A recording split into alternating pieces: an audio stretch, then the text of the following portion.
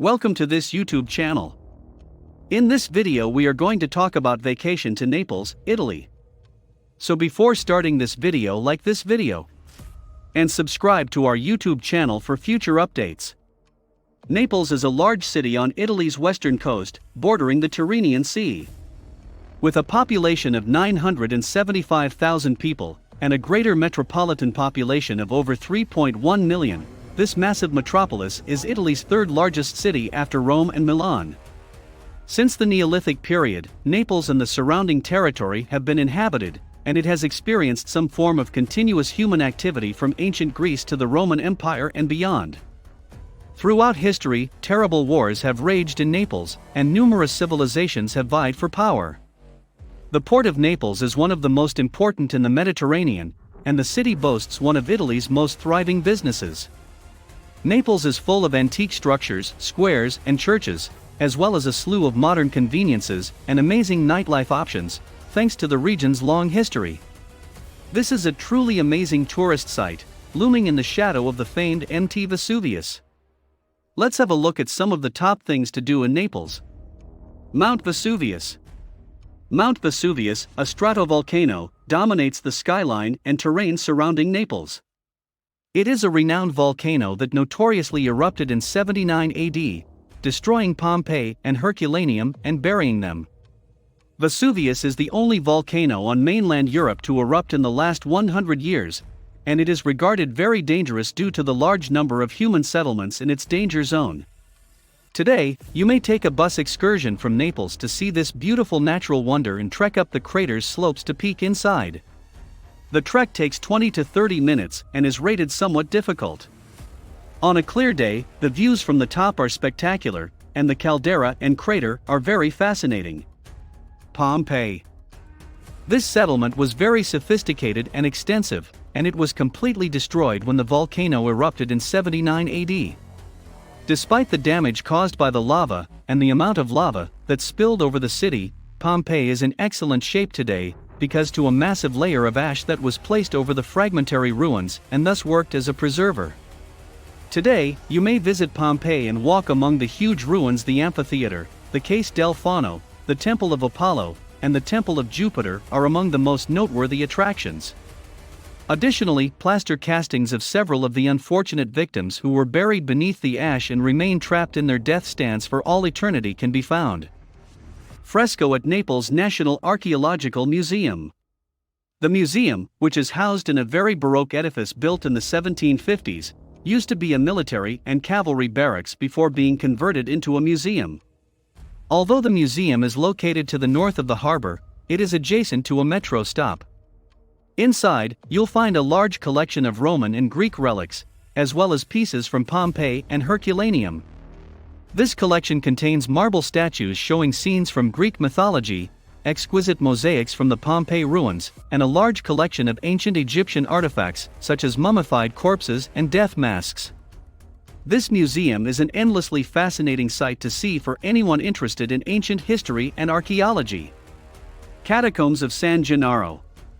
Had you ever wished to discover a hidden underground realm filled with intricate details and passageways? The San Gennaro catacombs give just that, and the entrance to this surreal site may be found near the Basilica dell'Incoronata in Naples' northern portion. Once down, you'll discover a maze of tunnels and corridors packed with old cemeteries and crypts. The lower floor, which is divided into two levels, includes a stunning 3,000-plus tombs, and is poorly illuminated to maintain the eerie underground atmosphere.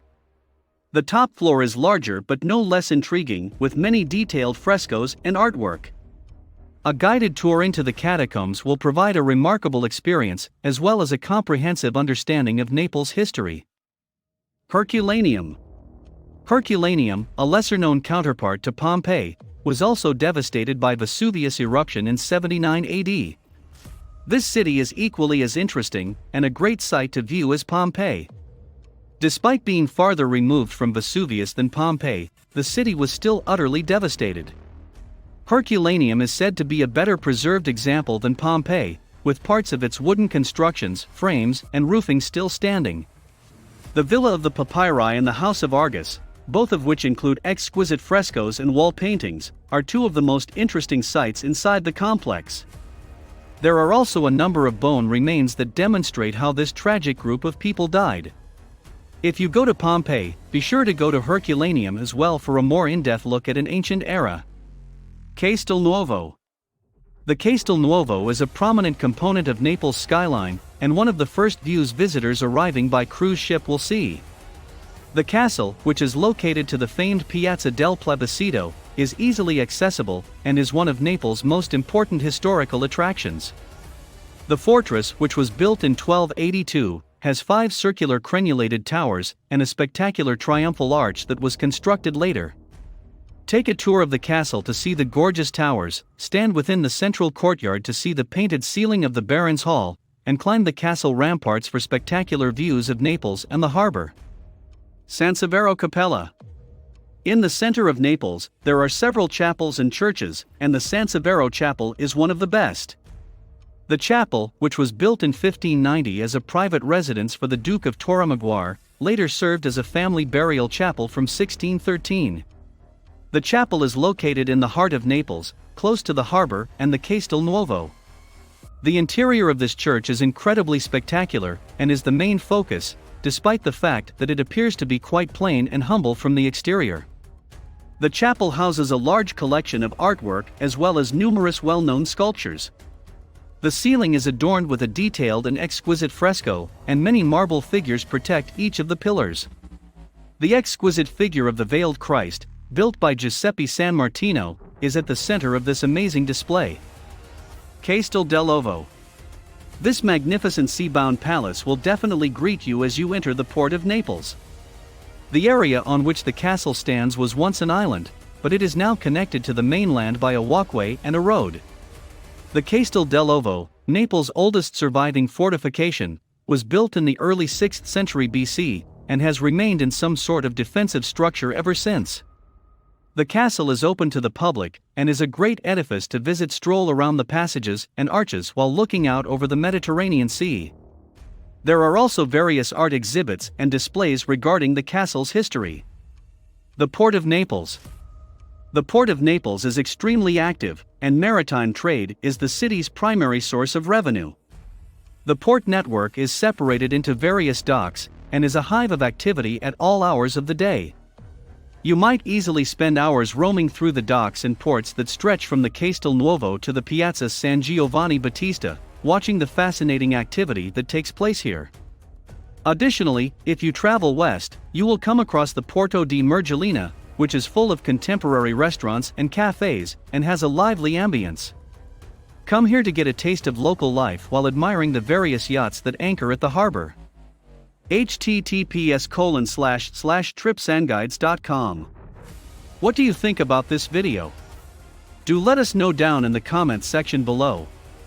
If you enjoyed this video and want to hear from us again, be sure to hit that subscribe button before you go.